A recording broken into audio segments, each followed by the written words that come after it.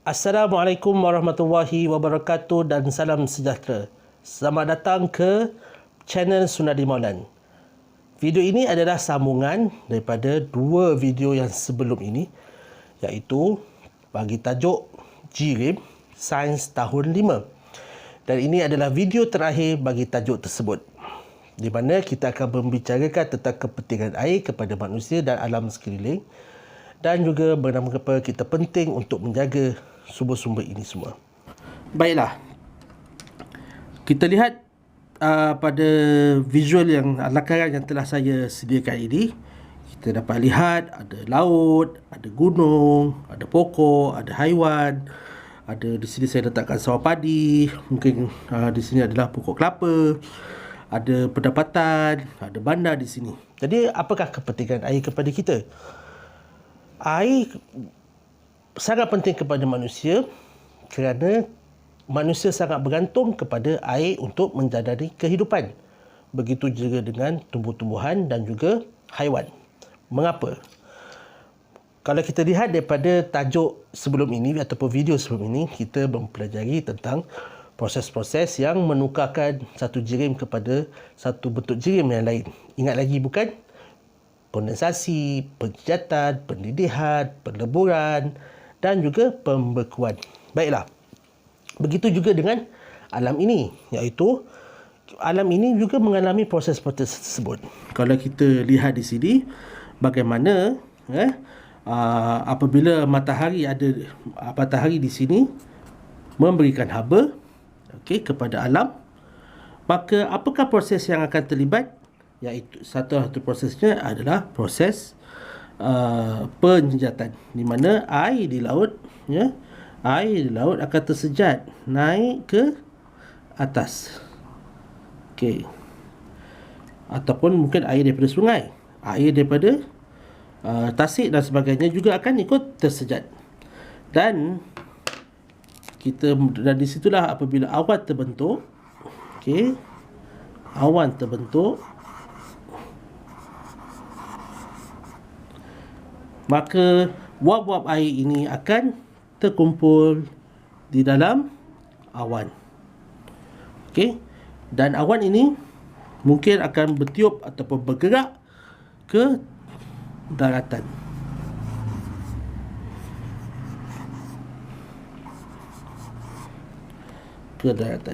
Apabila wap air tersejat dan berkumpul di awan, dan awan pula menanggung berat yang banyak dan kawasan juga menjadi lebih sejuk, maka ia akan melalui satu keadaan, iaitu kondensasi, di mana kumpulan awan ini akan mula menjatuhkan cair ini dalam apa yang kita panggil sebagai hujan. Inilah hujan.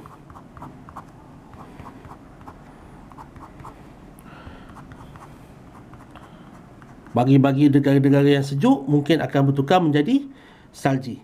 Walaupun ada air hujan yang akan turun semula di laut, ada air hujan yang akan turun di darat dan diserap oleh tanah, dan membentuk tasik, ataupun air yang diserap itu akan membentuk mata air, ataupun ada juga air yang akan keluar membentuk telaga. Jadi mata air ini, banyak mata air sebenarnya yang ada di atas muka bumi ini akan mengalirkan air-air yang dikeluarkannya, dan biasanya akan menjadi sungai yang besar dan masuk semula ke dalam laut. Dan di sinilah manusia mula bergantung kepada air, iaitu air-air yang ini boleh disalurkan ke rumah-rumah kita ataupun di bandar, di bangunan-bangunan tempat ibu dan bapa kita bekerja, di mana kedai-kedai dibuka dan sebagainya. Jadi kita boleh menjalani kehidupan. Dan air yang sama juga digunakan untuk pertanian. Para petani contohnya menanam padi ataupun menanam pohon kelapa. Mereka mengairi mengairi tapak-tapak pertanian ini dengan air yang didatangkan daripada sumber-sumber seperti sungai, tasik dan sebagainya. Begitu juga dengan haiwan ternakan. Haiwan ternakan minum air daripada sungai ataupun tasik. Begitu juga dengan pokok. Pokok mengambil air daripada air-air yang tersimpan di dalam tanah dan menjalankan proses fotosintesis dan sebagainya dan melepaskan pula oksigen.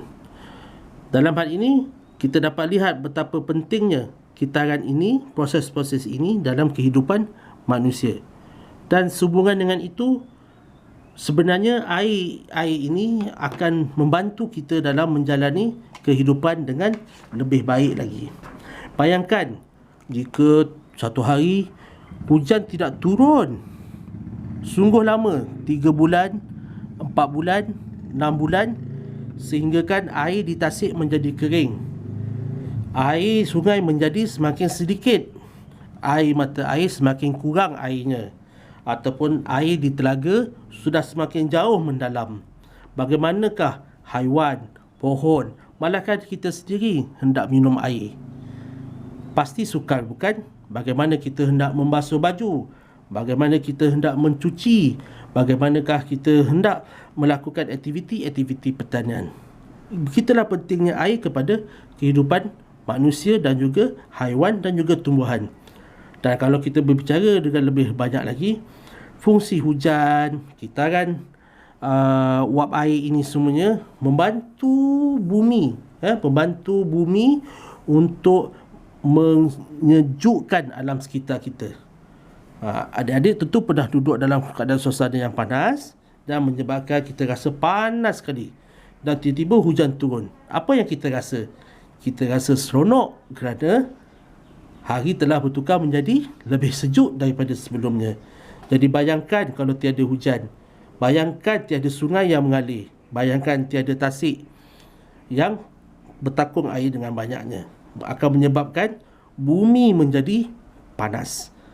Okey? Dan apabila menjadi bumi panas, ia memberikan kesan yang bukan sedikit. Pokok-pokok akan kering dan mati. Haiwan tidak boleh minum dan mati. Manusia akan menjalani kehidupan yang lebih sukar. Jadi kita semua hendaklah menghargai alam sekitar yang ada. Kita mestilah menjaga sumber alam sekitar. Jaga sungai kita. Jaga kebersihan sungai kita contohnya. Jangan buang sampah merata-rata. Jangan buang sampah ke dalam sungai. Hargai sungai kita. Begitu juga air jangan dibazirkan. Syukur Alhamdulillah kita duduk di Malaysia, airnya banyak. Tetapi ada juga pada satu-satu keadaan kita mengalami kemarau yang panjang.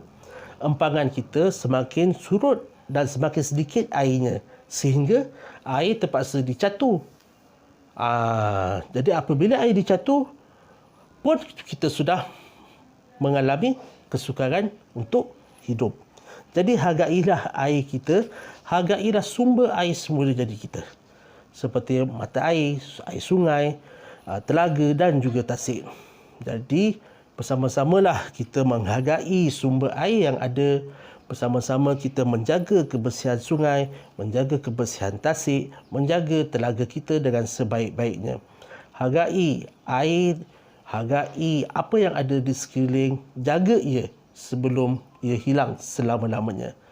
Maka dengan ini berakhirlah tajuk yang ketiga dan juga tajuk yang terakhir bagi mata pelajaran sains tahun 5 bagi tajuk jirim. Sekian, saya berharap agar perkongsian video ini memberikan manfaat kepada anda semua dan dapat memberikan